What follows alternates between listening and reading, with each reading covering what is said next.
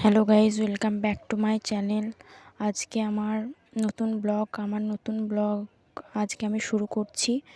আজকে বিকেলে মনটা কেমন করছিল, তো আমার বান্ধবীদেরকে বললাম চল কোথাও থেকে আজকে ঘুরে আসি। তো আমাদের পাশের গ্রামে একটা নতুন আশ্রম ছিল, আশ্রমটায় ঘুরতে গেছি। এই দেখুন আশ্রমের রাস্তা কত সুন্দর সবুজ। আমরা যাচ্ছি 3 বান্ধবী মিলে হাঁটতে হাঁটতে চলে এসেছি মেন গেটটায়। আমার 2 বান্ধবী হাঁটতে হাঁটতে যাচ্ছে আর আমি ভিডিও করছি। আমাদের এইচএস পরীক্ষা শেষ, তাই একটু ঘুরতে এলাম। দেখুন চারিদিকটা কত সবুজ, চোখের পক্ষে খুব ভালো, খুব শান্তি দিচ্ছে। এখানে এসে খুব ভালো লাগছে চারিদিক। মন্দিরের কাছেই চলে এসেছি। মন্দিরের চূড়াটা দেখতে পাচ্ছেন, আমরা সেবাশ্রম মন্দিরে আমরা চলে এসেছি। চারিদিকে সব গাছপালা লাগানো আছে।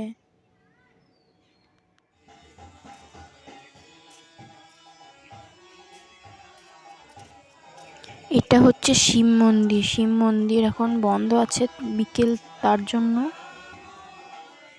উপরে হরে কৃষ্ণ হচ্ছে ঠাকুর মন্দিরে, রাধাকৃষ্ণ মন্দিরে। আমরা বেশ কিছুক্ষণ শুনলাম ঠাকুরের নাম, শুনতে বেশ ভালোই লাগছিল, আসতে মন হচ্ছিল না।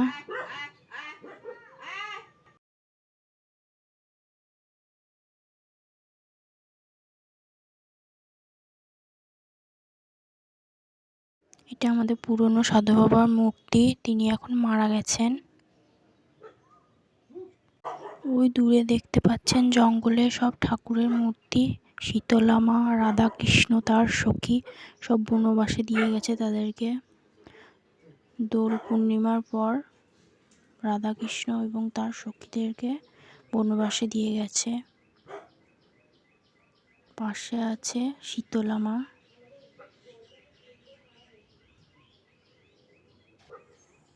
এবার আমরা বাবলা নদীর কাছে এলাম। দেখুন কি সুন্দর ভিউজ, এখান থেকে কি সুন্দর লাগছে বাবলা নদীটা, জলটা কি সুন্দর লাগছে। দেখুন চারিদিকটা খুব শান্তি অনুভব হচ্ছে।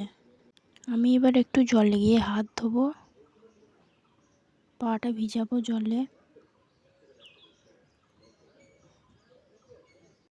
টাটা গাইস, এবার আমরা বাড়ি যাওয়ার জন্য প্রস্তুতি নিচ্ছি। আমার ভিডিওটা কেমন লাগলো সেটা তোমরা কমেন্ট করে জানিও। আমার ভিডিওতে লাইক, কমেন্ট, শেয়ার অবশ্যই করো। চ্যানেলটা সাবস্ক্রাইব করে দিও। আবার পরের ভিডিওতে আপনাদের সঙ্গে দেখা হচ্ছে।